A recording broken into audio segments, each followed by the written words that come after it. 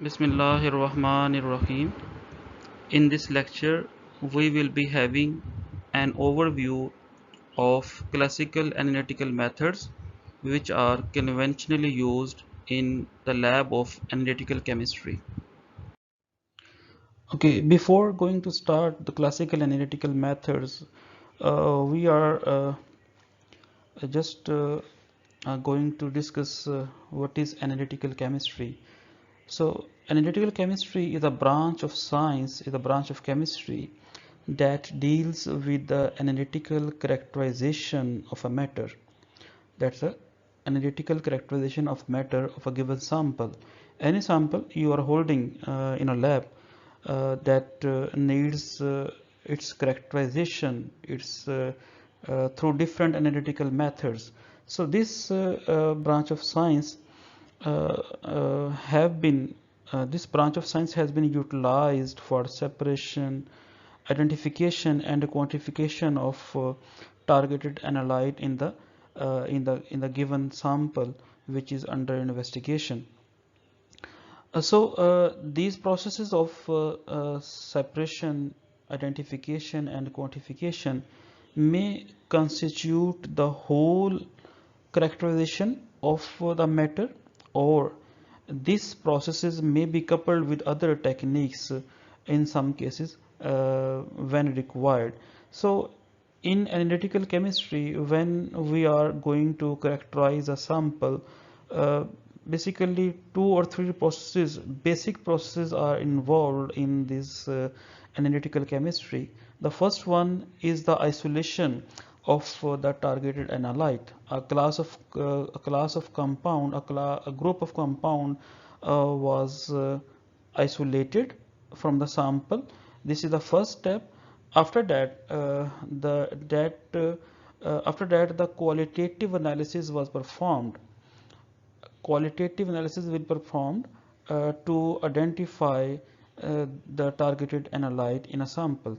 When these targeted analytes are identified in a given sample, then the concentration of that analyte is a question how we can calculate the concentration of that analyte. So we will use different quantitative analysis to determine the concentration of a given sample, the concentration of analyte in a given sample.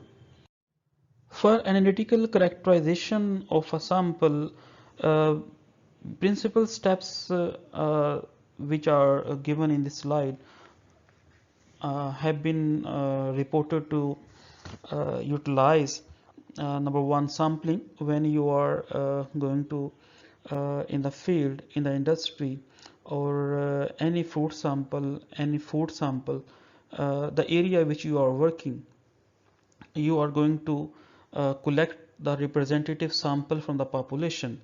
After getting the sample, the samples need a field pre-treatment, and after the sample pre-treatment, these samples will be brought into the laboratory where some basic uh, processes will be involved, such as washing to remove the associated debris from the sample, and after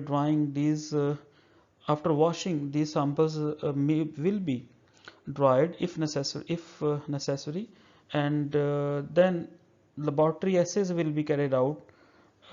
After that, different calculations will be performed, and at the end of this whole characterization, the results will be reported in different forms and different concentrations. Okay, when we talk about the qualitative analysis in the classical analytical methods, so these qualitative analysis actually deals with the presence or absence of the targeted compound, and for the identification of uh, different class of compound, we need to perform some basic chemical test or flame test. So these are basically qualitative tests. So chemical tests are performed like acid test is routinely performed in the laboratory for the gold presence. Similarly, Kastle Meyer test is used to identify any sample of blood, any blood in the sample. And say similarly, Lassaigne test is performed to identify the halogen compound, nitrogen compound, and the sulfur compound in an organic compound in an organic sample. Along with this chemical test, there is another qualitative test, that's a flame test. This is used to detect a certain class of compound. As you can see, I have mentioned here three characteristic flame of three different compounds, three different elements. If you want to perform a flame test of arsenic will be giving you a blue flame. Similarly, if you are going to identify a boron in a sample and then you perform a flame test, this boron will burn with a bright green flame. And similarly, if you are interested to identify the lithium element in your sample, and then you burn the sample, it will give you a crimson red flame, which indicate the presence of lithium, a lithium element in your sample. So these are the qualitative tests which are routinely performed in the chemistry labs for the identification of different elements. Okay, after the identification of elements in the sample, their quantitation will be required. I mean, how will you quantitate? How will you perform the quantitative analysis? Then you need to perform one of the following assays, which is the major category. There are two major categories. Number one, gravimetric analysis, and the second one is volumetric analysis. In gravimetric analysis, we can perform the precipitation gravity, thermogravimetric analysis, and electrogravimetric analysis, and the last one which falls in the category of gravimetric analysis, that's a particulate gravimetric analysis. So these are the quantitative analysis in the category of gravimetric analysis. There is another class of test which is volumetric analysis methods. This volumetric analysis method includes acid-base titration, redox titration, precipitation titration, and complexometric titration. By these, you can use one or more than one tools to quantitate or to calculate the concentration of the analyte in a given sample. In classical analytical method, if you want to uh, calculate the concentration of an analyte, then you need to perform specific classical analytical tools, and one of them is precipitation gravimetry. So this precipitation gravimetric analysis include a set of protocols that are used to determine the concentration of an analyte based on its mass. So the precipitation gravimetric analysis is one of the most accurate and precise method for the quantitative analysis. So this precipitation gravimetric refers to the measurement of the concentration of an analyte on the basis of the weight. In precipitation gravimetric analysis, the amount of an analyte is calculated by measuring the mass of a pure substance containing targeted analyte.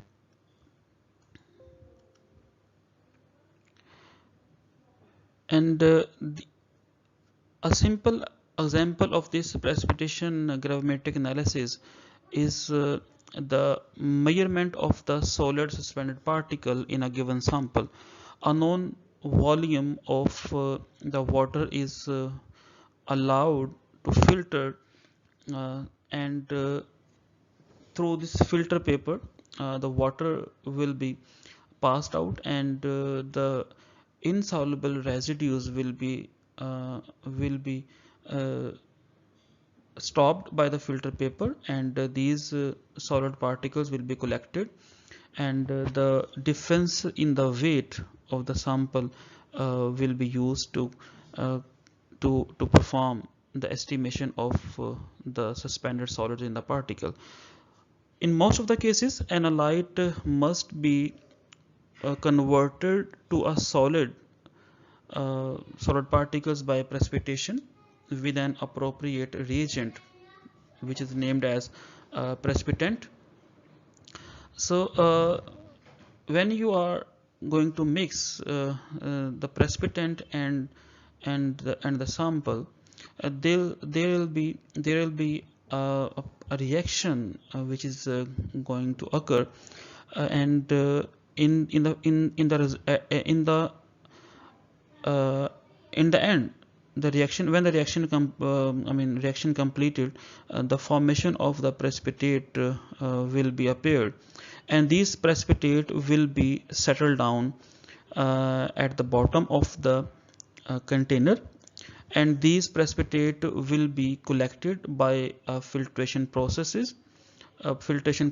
and after filtration, these insoluble residues, these precipitate will be washed away with a suitable solvent. In most of the cases, we are using distilled deionized water to wash the precipitates, and after these washing is done to remove any impurity in it. If there is any impurity, the washing is the process to wash away that impurity. After washing, these precipitates will be dried, and to remove the traces of moisture in the sample, in the precipitate, and after removing in the traces of moisture from the sample, these precipitate will be weighed, and the amount of the analyte in the original sample can then be calculated from the sample, from the mass of the precipitate and its chemical composition. The second important quantitative analysis among classical and analytical methods, this is the thermogravimetric analysis. In thermogravimetric analysis, a thermal analysis is performed in which the mass of the sample is measured along with the changes in the temperature. So when the temperature changes, the sample changes, the concentration of different analyte changes along with the temperature. So this measurement provides information about some physical phenomena as well as some chemical phenomena. This physical phenomena includes the phase transition, absorption, adsorption, and desorption. These are the phenomena which are involved in the physical and the chemical phenomena, such as chemical absorption and the thermal decomposition. These physical and chemical phenomena occurred in thermogravimetric analysis, and this thermogravimetric analysis is performed in a thermogravimetric analyzer. These thermogravimetric analyzer consist of a precision uh, balance with a sample pan located inside a furnace with a programmable control temperature. The temperature is generally increased at constant rate to incur a thermal reaction.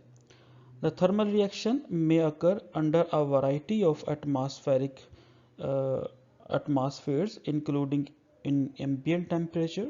You can perform this gravimetric analysis in vacuum. You can use inert gases, oxidizing or reducing gases, corrosive gases. These all the gases can be used to perform the thermogravimetric analysis. So in other words, you can use different atmosphere.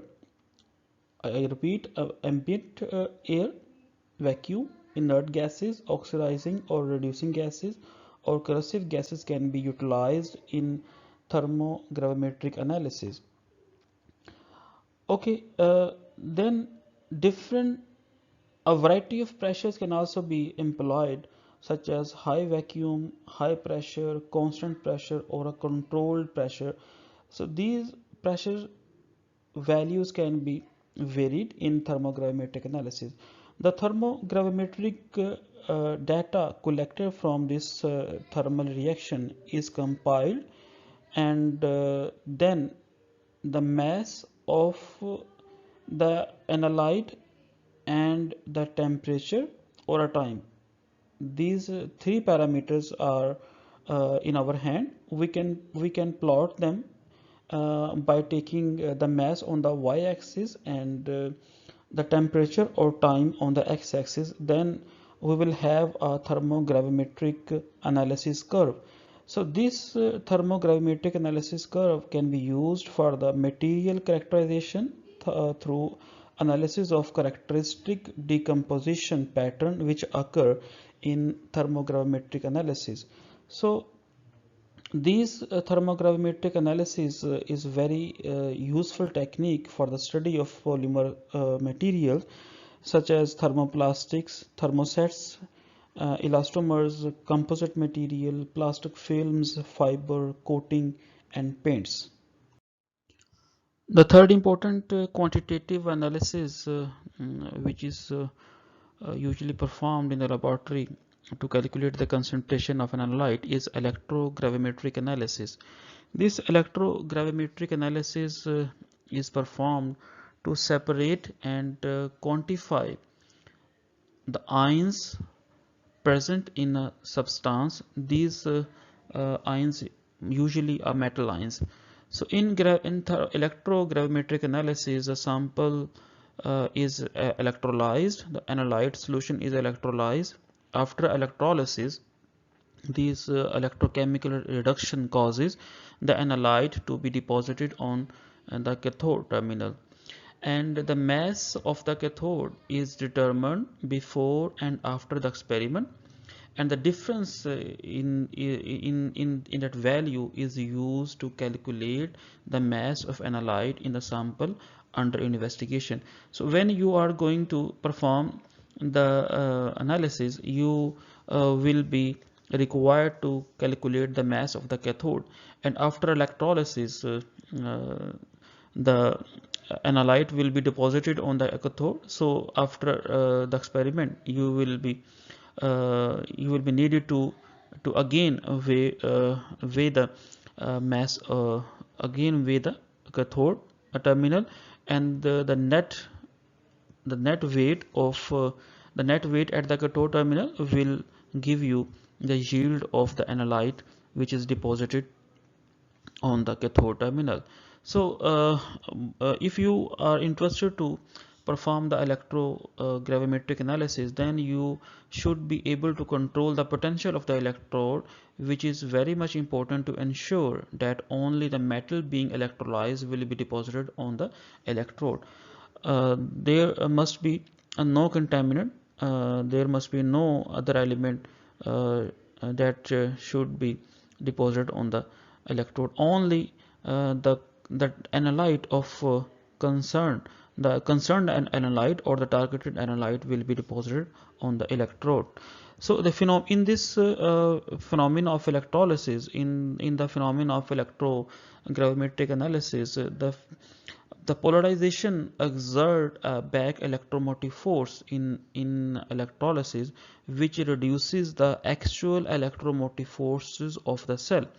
So electrolysis of an electrolyte is possible only when this back electromotive force is overcome.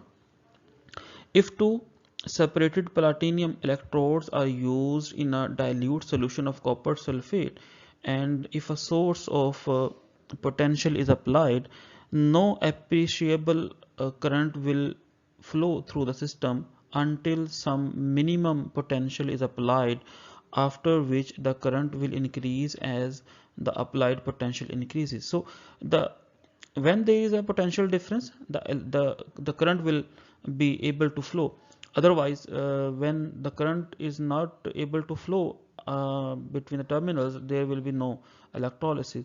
So the applied voltage, which is just sufficient to overcome the back electromotive force due to polarization and also to bring about the electrolysis of the electrolyte without any hindrance, is known as decomposition potential. The value of this decomposition potential, how we can calculate it, we are going to show you in the next slide. Here in this slide, you can see the last type of gravimetric analysis, which is particulate gravimetric analysis. In particulate gravimetric analysis, a mass of a particulate analyte is determined following its separation from its matrix. There are two methods which are conventionally used to separate a particulate analyte from its mixture, from its matrix. One is the filtration and other is the extraction.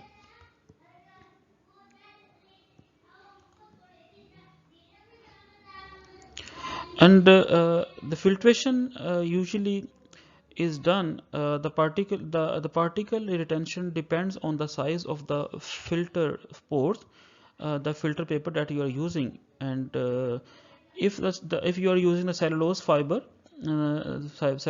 filter paper, its pore sizes ranges from 30 millimeter to 2 to 3 millimeter, and the glass fiber filter, their pore sizes are 0.2.5 millimeter to 0.3 millimeter.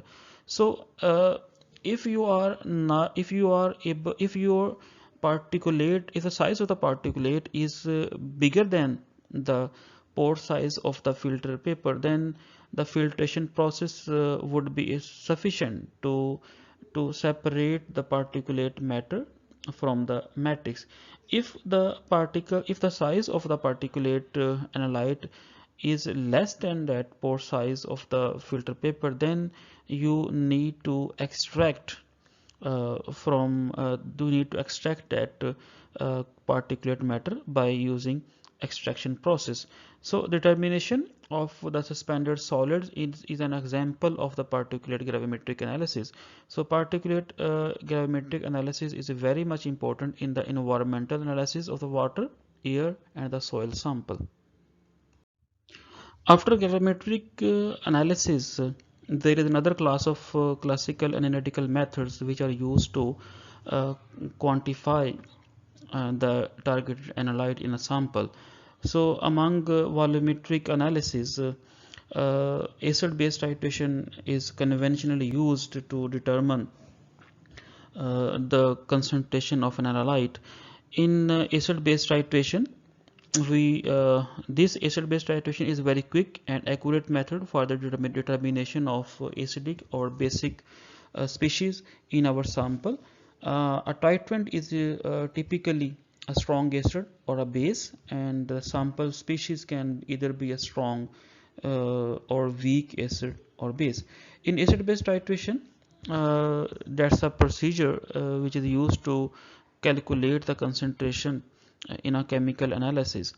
In this acid-base titration, the acid species will be going to neutralize the counterpart, the basic species. So in acid-base titration, we normally use indicator, acid-base indicator. Acid-base indicators are usually weak organic compounds which usually express their color over working pH of the indicator. So if you are going to use strong acid versus strong base, then indicator will be different, and if you are going to titrate a weak acid versus strong base, then the indicator will be different. So different acid base titration require different acid base indicators, and the selection of indicator depends upon the equivalence point of acid and base that are going to react in the chemical reaction. In acid base titration, acid base indicators which are also known as pH indicators are used to express the change in color with the completion of the reaction. These indicators are usually weak acid or bases, which are selected on the basis of the equivalence point.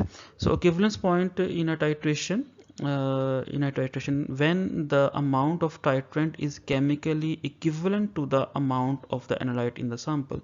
If you are going to neutralize acid with a base, and you are using acid titrant in the burette, and the base in the flask, that is under the burette, is containing base, and then if the both acid and base have the equal strength, then equal volume will be used to react completely.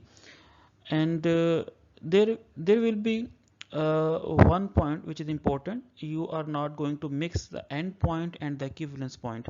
End point of the titration is the point where indicator changes the color. It means the amount of the acid is neutralized by the amount of the base, while the equivalence point is a theoretical value, which is actually when the amount of titrant is chemically equivalent to the amount of the analyte in the sample. This is the you need to have a separation. You need to have a different concept about equivalence point and the end point. So the titrant is used in the burette, and you will be using your sample in the base, and one to two drop of indicator is used, and after neutralization reaction, when the drops of acids falls into the beaker or flask containing your sample, they will react each other, and when the neutralization reaction completed, and the indicator indicates the color, and that color change will be indicating the reaction completion. In acid base titration, a pH curve or titration curve is achieved by plotting the pH, and the pH, you will take the pH along y-axis, and the volume of the NaOH along x-axis. Then you will have equivalence point, and this pH can be monitored by using a pH meter. This titration curve is usually performed when you are able to record the volume of acid and the volume of the base used to neutralize each other. The second important quantitative analysis in volumetric analysis is redox titration. In redox titration, usually oxidation and reduction process occur together. When oxidation and reduction occur together in a chemical reaction, that reaction will be known as redox reaction. So in this redox reaction, we are using a redox indicator. Sometime they are self indicator. If you are using the potassium permanganate, that is oxidizing agent. So oxidizing agent are those species which are able to oxidize other compounds, and these oxidizing agents are capable of accepting the electron from other species. Similarly, reducing agents are those those agents which are able to reduce other substances, and these reducing agent and the reducing species are able to donate or lose electron to carry out a redox reaction. So if you perform a KMNO4 versus oxalic acid, if you perform a redox titration of KMNO4 against oxalic acid will be serving as reducing agent and oxidizing, and KMNO4 will be will be taken as oxidizing agent.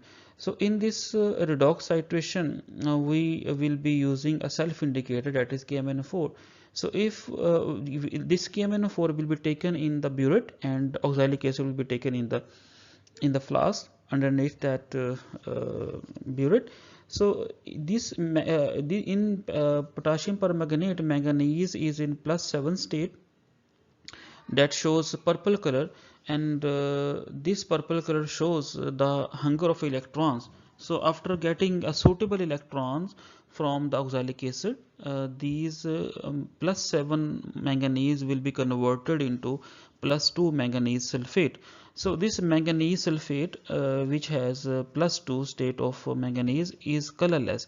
So this color change after collecting electron from the reducing agent, these manganese will change its color, and this change in color, this is the property of an indicator, and the KMnO4 in redox titration will serve as a self indicator. So in this redox titration, we will be using the loss and the gain of the electron by the respective species that we are using in redox titration.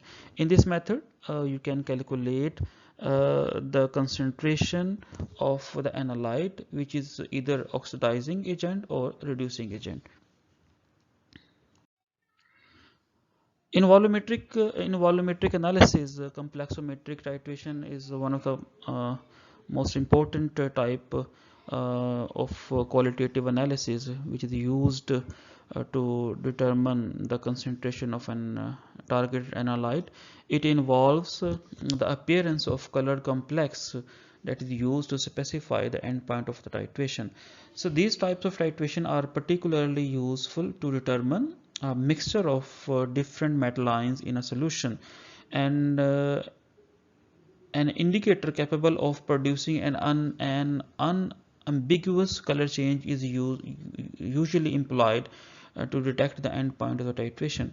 In complexometry titration, the simple ions are transformed into the complex ion, and the equivalence point is determined by using a metal indicator.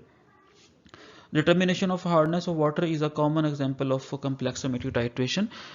This hardness of water is basically due to the mainly calcium and magnesium cations. So when these calcium and magnesium cations are transformed into the complex ions, then the metal indicator will change its color. So when you react the hard water with the EDTA solution in the presence of metal indicator, these cations present in the water will react with the EDTA. So this EDTA will chelate, will be serving as chelating agent, and these cations of calcium and magnesium will be chelated with the chelating agent, and these simple ions, in this way these simple ions are transformed into the complex ion. When all the available cations are transformed into the complex ion, the metal indicators will be able to change its color, and this change in the color will indicate that all the simple ions are converted into the complex ion. And in this way you can perform the complexometry titration for the quantitation of the targeted analyte in your sample.